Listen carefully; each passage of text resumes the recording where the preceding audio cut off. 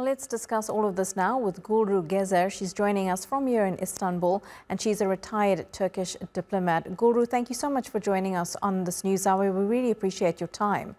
Now, we are hearing that Iranian and EU diplomats are expected to meet on Friday. Is that a good indication that there is still room for diplomacy here to put an end to this conflict? Well, first of all, thank you for having me. I have cautious optimism, but I don't think at this moment something will really come out of tomorrow's talks. Because if Trump or the West believe that, diplomacy could achieve any results, we wouldn't have seen what happened in the past week or so. Because under normal circumstances, the U.S. and Iranian delegations were to meet on the 15th of June on Sunday.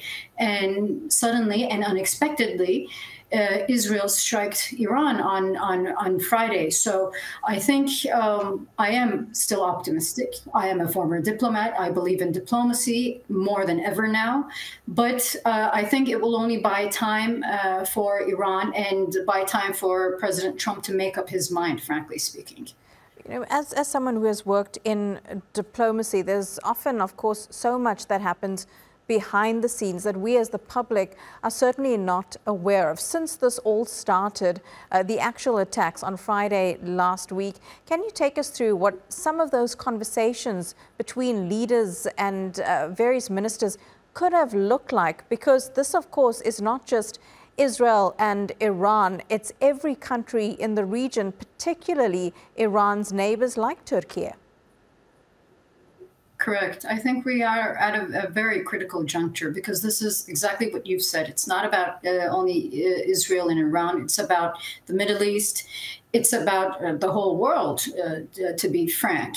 And from the onset, Turkey, President Erdogan and Foreign Minister Fidan, as well as most of the countries in the region and beyond, have been talking, the counterparts have been talking to each other to de-escalate the situation.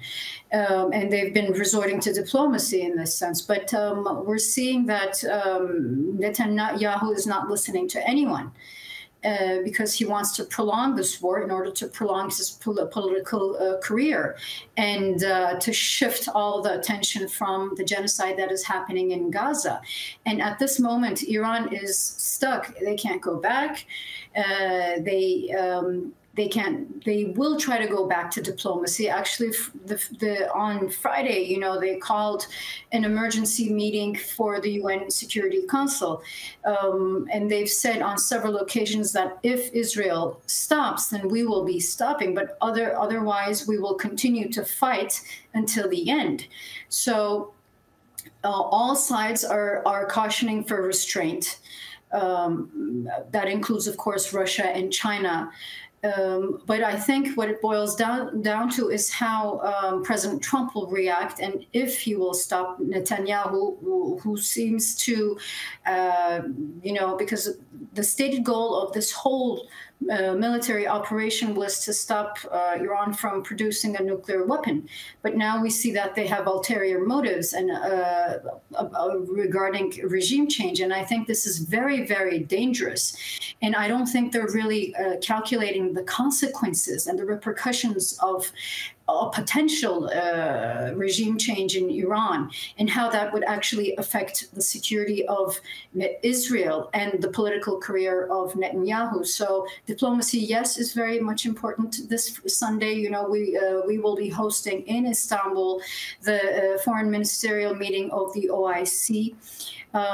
So I'm hoping that President Trump will give diplomacy a chance tomorrow for the meeting tomorrow to see the outcome of the meeting tomorrow and what will come out of the meeting on Sunday in Istanbul. And can you talk to us a little bit about that meeting of the OIC this weekend? What role could that organization play here in tempering down this conflict and possibly working out a solution? Well, actually, your former guest said something very important.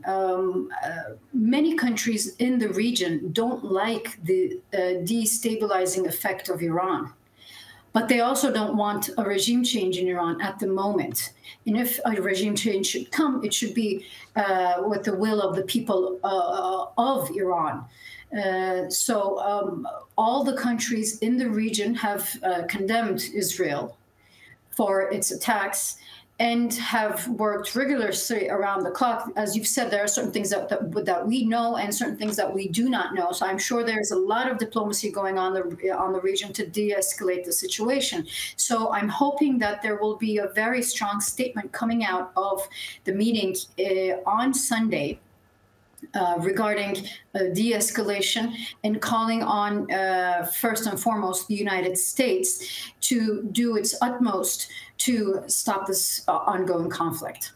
Thank you very much for your insight and thoughts. Gülru Gezer joining us there from Istanbul.